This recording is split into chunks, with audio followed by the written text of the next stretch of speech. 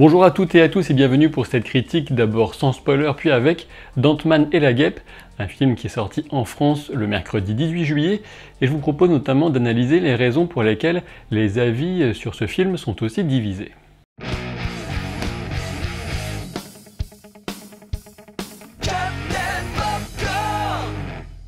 Rassurez-vous, je ne vais pas vous résumer le synopsis d'Ant-Man et la Guêpe. De toute façon, ça n'aurait pas grand intérêt pour un film de ce type. Et puis surtout, je pense que vous êtes assez grand pour aller voir par vous-même sur Wikipédia ou Allociné. Petit détail amusant pour celles et ceux qui aiment ce genre de choses, Ant-Man et la Guêpe est le 20e film du MCU depuis le premier Iron Man.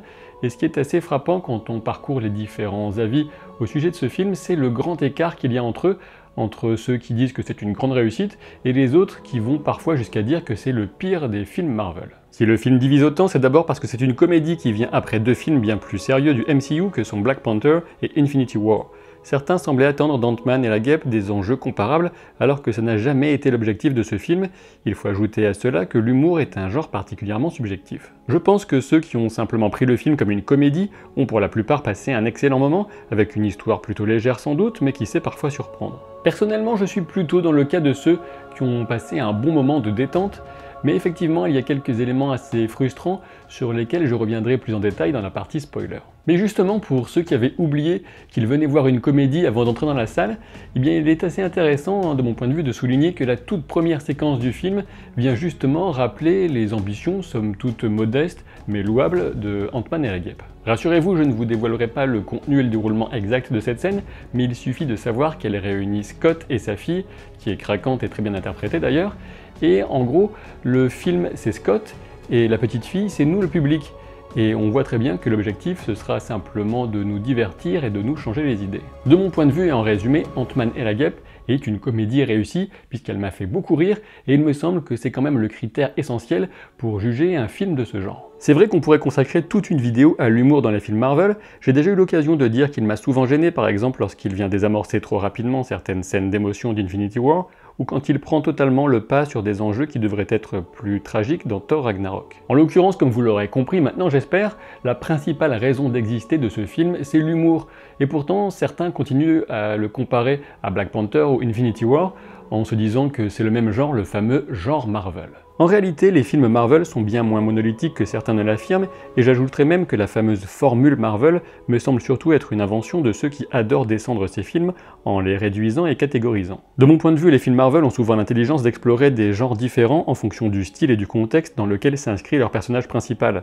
Dans le cas d'Ant-Man et la Guêpe, on a affaire à une comédie d'action, un genre qui a beaucoup marqué les années 80 et 90. Une fois qu'on a posé cette évidence, il me semble clair qu'on ne peut pas attendre une charge émotionnelle ou un discours sous-jacent d'un niveau équivalent à ce qu'on pouvait trouver dans Black Panther ou Infinity War. Ceci étant dit, je reconnais parfaitement le droit de tout un chacun de préférer les films ayant des enjeux plus profonds et de ne pas forcément trop accrocher au genre de la comédie d'action.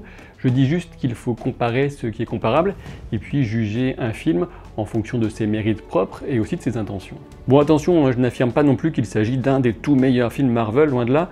Mes goûts personnels me font apprécier davantage les films plus sérieux comme Winter Soldier ou Black Panther, et il faut bien reconnaître que dans le style comédie d'action, la référence de Marvel reste indéniablement le premier film Gardien de la Galaxie qui parvenait en plus à nous emporter très loin de la Terre. Comme vous le savez sans doute déjà, chronologiquement, Ant-Man et la Guêpe se situent entre Civil War et Infinity War, et la décision de le sortir après Infinity War provient sans doute de la volonté de nous servir une dose rafraîchissante d'humour après le pathos des événements plutôt marquants, il faut bien le reconnaître, d'Avengers 3. En termes d'histoire, le film s'autosuffit. Évidemment, mieux vaut avoir vu le premier Ant-Man ainsi que Civil War, mais à part ça, on n'a pas besoin de beaucoup d'autres références Marvel. Le corollaire, c'est qu'il y aura sans doute une certaine déception si vous attendez trop de liens avec Infinity War. Et oui, je prononce Infinity War au lieu de Infinity War, et si vous n'êtes pas content, c'est le même prix. Par ailleurs, je trouve que le film est très bien servi par son casting, et revoir certains visages fait vraiment plaisir. Maintenant, j'ai envie de passer assez rapidement à la partie spoiler pour ne pas trop me brider dans le reste de mes explications.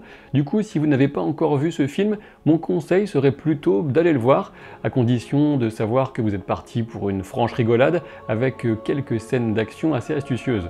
Mais avant de vous barrer comme des petits ninjas, je vous invite à laisser un pouce en l'air et de revenir évidemment lorsque vous l'aurez vu. Attention, on est parti pour la partie spoiler, et pour commencer, je vais aller un peu plus en détail dans ce qui fonctionne dans le film. Déjà, on a des dynamiques père-fille très justes et émouvantes, aussi bien entre Scott et Cassie qu'entre Hank Pym et Hope Van Dyne, mais aussi entre Bill Foster, joué par Laurence Fishburne, et Ava, qu'il a pris sous son aile comme l'aurait fait un père d'adoption. On remarquera que dans ces dynamiques, seule la petite Cassie, la fille de Scott, bénéficie aussi de l'affection de sa mère, puisque Hope et Ava ont en commun de les avoir perdus. Et là déjà en termes de structure, je trouve que c'est assez malin pour souligner combien il est important pour Hope de retrouver sa mère Janet. Et d'ailleurs, les scènes de son enfance viennent encore nous mettre une bonne claque en termes d'efficacité des technologies numériques de rajeunissement des acteurs, puisqu'on retrouve Michael Douglas et Michelle Pfeiffer tels qu'on les connaissait dans les années 80. Clairement, ces deux-là sont pour moi un gros atout du film, de même qu'Evangeline Lilly. Dans certaines familles au cinéma, c'est la force qui est très présente, mais dans celle-ci, le moins qu'on puisse dire, c'est que le charme est au rendez-vous. Le personnage de Hope a la lourde tâche de porter les principaux enjeux dramatiques du film, même si c'est un fardeau assez élégamment partagé par Ava, cette méchante sur laquelle je vais revenir, car elle mérite qu'on s'y attarde. Quoi qu'il en soit, Evangeline Lilly s'acquitte très bien de cette mission. En termes de dynamique d'acteur, l'aspect qui m'a semblé le moins convaincant était celui de la relation amoureuse entre Scott et Hope. Je ne sais pas ce que vous en pensez, mais je trouve qu'elle passe carrément au second plan et qu'elle ne sonne pas très juste, tout le contraire de l'investissement qu'on avait pu bâtir dans Lost entre Kate, le personnage d'Evangeline, et ceux de Jack et Sawyer. Je reviens sur Ava alias Ghost, qui sert de principal antagoniste. Là encore, je suppose que les avis seront partagés. Le moins qu'on puisse dire, c'est qu'il est très difficile de passer après Killmonger et Thanos, qui sont sans doute les meilleurs méchants Marvel, au cinéma en tout cas. Je vous conseille de voir ma vidéo de classement à ce sujet. De mon côté, je dois bien dire que j'ai été plutôt agréablement surpris par cette petite prise de risque autour du personnage de Ghost, Ava, qui est au moins autant une victime qu'une coupable. Et même si certains pourront être déçus de ne pas avoir un affrontement final de la mort qui tue, eh bien ce qu'on y perd en spectaculaire, on le récupère largement en originalité et en profondeur du personnage. Évidemment, le film aurait pu aller plus loin dans l'exploration de cet état intermédiaire qui condamne Ava à ne jamais véritablement pouvoir vivre et échanger avec le reste de l'espèce humaine. Il m'a semblé qu'Anna John Kamen, qu'on a déjà pu voir dans Black Mirror par exemple, était un bon choix pour le rôle, mais je dois bien avouer que les scènes qui m'ont le plus touché étaient celles de son enfance, notamment quand Bill Foster la rencontre et décide de la protéger, de consacrer le reste de sa vie à essayer de la soigner. Concernant Bill Foster, justement, une partie de moi, la plus bourrine je suppose, voulait le voir soudainement grandir et devenir Goliath pour un combat de titan contre Ant-Man en version géante, mais au final il est certainement plus intéressant d'en avoir fait ce contrepoint à Hank Pym qui permet de souligner le caractère très difficile du génial inventeur et de démontrer qu'une même histoire peut être perçue de manière bien différente selon les points de vue. Bon, je suppose qu'il serait inutile et fastidieux de revenir en détail sur l'humour, peut-être que Michael Peña est cantonné dans un rôle trop caricatural, mais j'avoue que dans le registre, je le trouve vraiment bon. Même le gag à répétition du sérum de vérité ne m'a pas lassé, et encore moins celui de Baba Yaga pour son collègue aux origines slaves. Et voir Scott coincé à la taille d'un enfant de 5 ans était sans doute stupide, mais là encore je dois avouer que j'ai bien rigolé. Un petit mot tient quand même au passage sur la séquence de Janet qui prend le contrôle du corps de Scott. C'était quand même vachement bien joué de la part de Paul Rudd, il était juste ce qu'il fallait de caricature sans que ça ne devienne trop gênant. J'en viens maintenant aux aspects les plus frustrants du film. Déjà, on a Walton Goggins et toute sa bande de malfrats qui ne servent quasiment à rien. Je pense qu'ils sont surtout là pour servir de support aux scènes de comédie, qui n'étaient pas possibles avec le personnage bien plus tragique de Ghost. Malheureusement, on ressent que leur présence est un peu artificielle, et on regrette le manque total de développement de Goggins, ne serait-ce que dans ses véritables motivations, ou la menace qu'il pourrait éventuellement faire peser sur les héros. Et je continue sur la frustration, mais cette fois avec tout ce qui concerne le royaume quantique. C'est vrai, à la fin du film, on est très content, enfin en tout cas moi je l'étais, de retrouver enfin Janet Van Dyne, mais j'aurais espéré, à vrai dire, encore plus de temps d'écran pour Michelle Pfeiffer, puisqu'en dehors des flashbacks quand elle est rajeunie, il n'y a pas grand-chose. Alors je reconnais que c'est elle le principal MacGuffin du scénario, comme on dit, donc il est plutôt logique de ne pas la retrouver plus tôt, mais quand même. Et ce qui est encore plus frustrant, c'est de ne pas du tout savoir ce qu'elle a fait pendant 30 ans, puisqu'elle a autant vieilli que son mari. Bah oui, franchement, on ne nous explique absolument rien du tout sur cette longue période, c'est rageant même. On ne sait pas si elle a encore besoin de manger, et si c'est le cas, comment elle a fait. On ne sait pas quel type de rencontre, d'expérience elle a pu faire.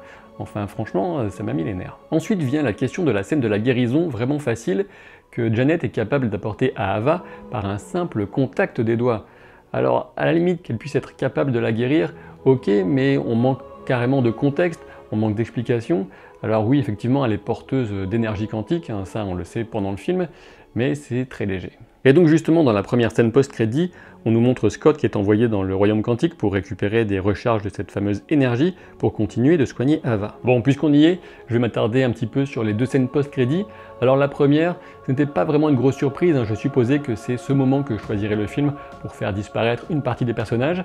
Ça m'a un petit peu pris de court, que ce soit les 3 carrément qui disparaissent, puisque donc au moment évidemment où ils partent en cendres, ça correspond pile à Thanos qui claque des doigts à la fin d'Infinity War. Concernant la 2e scène post-crédit, je sais qu'elle a déçu beaucoup de monde. C'est vrai que niveau surprise on repassera puisqu'on avait déjà vu la fourmi qui joue de la batterie dans une des bandes annonces, mais quand même, en y réfléchissant un petit peu, c'est la première fois qu'on a un aperçu du monde après le claquement de doigts de Thanos. Et oui, c'est bien à ce moment-là que la fourmi est en train de jouer de la batterie. Il y a la moitié de l'humanité qui a disparu, à la télé il n'y a plus de programme, et du coup il y a quand même un petit côté post-apocalyptique qui ne m'a pas échappé. Pour sortir quelques instants du royaume quantique, on a un autre problème également de crédibilité assez important quand on apprend que Ghost était une tueuse au service du SHIELD depuis des années. Quand on met ça en perspective avec les événements de Winter Soldier par exemple, on a du mal à comprendre que ses capacités exceptionnelles n'aient pas été exploitées plus tôt, que ce soit par Nick Fury ou surtout par des agents d'Hydra infiltrés. En termes de lien et d'impact sur le reste du MCU, la seule chose qu'on attendait vraiment de ce film, c'était d'en dire plus sur les règles et les pouvoirs du monde quantique, mais de ce côté-là, on reste sur sa fin. Bien évidemment, j'ai capté les petites références qui ont été posées en préparation d'Avengers 4, et en gros, elles viennent surtout confirmer la plupart des théories que j'ai pu présenter dans ma vidéo 10 théories solides sur Avengers 4 et que je vous invite bien sûr à voir ou à revoir. Il y a d'une part la confirmation de l'existence de différentes phases de réalité. D'abord, on a la théorie dans un cours de Bill Foster, et ensuite on a la pratique avec Ghost. En effet, c'est ce qui caractérise son état, elle existe simultanément sur différentes phases, et chaque phase correspondra tout simplement à une version différente de la Terre dans l'infinité des univers parallèles. Et oui, c'est un concept qui a déjà été utilisé en long, en large et en travers dans les comics, et qui risque bien d'arriver en force dans Avengers 4. L'autre référence évidente est celle des vortex temporels contre lesquels Janet met Scott en garde quand il s'enfonce dans le royaume quantique. En résumé, un moyen bien pratique pour voyager dans le temps quand on n'a plus l'œil d'Agamotto à disposition. Et puis rassurez-vous, si ce sujet vous passionne comme moi, avec des théories pour Avengers 4, eh bien je consacrerai une vidéo entière à la question de ces nouvelles pistes et des enjeux que pose l'apparition des univers parallèles. Si soudain vous ressentez un élan d'amour vous submerger à mon égard, eh bien pour aider la chaîne gratuitement, c'est simple, il y a Utip, vous regardez des publicités, et moi à chaque fois je récupère à peu près 5 centimes d'euros, et l'air de rien, si un bon nombre d'entre vous le font, eh ben ça mettra du beurre dans les épinards, comme on disait dans les années 70, et du coup je vous mets le lien de Utip en description de la vidéo. Par ailleurs, je vous invite, je vous recommande de regarder ma toute dernière vidéo, celle que j'ai sortie avant celle-ci, celle de la FAQ de la rencontre abonnée autour du cinéma à Marseille, à l'Orange Vélodrome. C'est vraiment une vidéo très à part par rapport à ce que je fais habituellement. Vous découvrirez des nouvelles facettes de ma personnalité. C'est moins écrit que ce que je fais, par exemple, dans ces analyses. Et du coup, il n'y a pas beaucoup de monde qui l'a regardé pour l'instant, mais je pense qu'elle pourrait vous plaire, donc jetez-y un œil. Merci quoi qu'il en soit de me suivre, et je vous dis à très vite pour de nouvelles aventures. Salut!